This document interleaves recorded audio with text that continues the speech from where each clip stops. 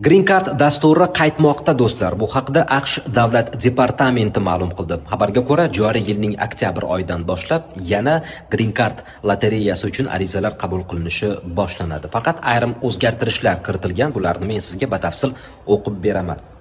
Endilikda talabgorlar amaldagi pasportga ega bo'lishlari hamda ro'yxatdan o'tish vaqtida pasport egasining imzosi va surati tushirilgan birinchi sahifasining skanerlangan nusxasini yuklashlari shart.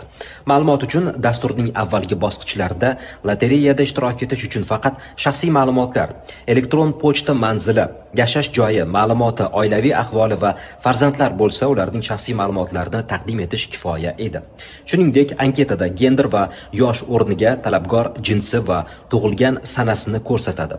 Ushbu o'zgarishlardan maqsad dasturda firibgarlikning oldini olish ekanligi ta'kidlangan. Ushbu videoni Green Card o'ynashni niyat qilgan va bu orqali Amerikaga bormoqchi bo'lgan barcha tanishlaringizga hoziroq yuborib ularni xabardor qiling.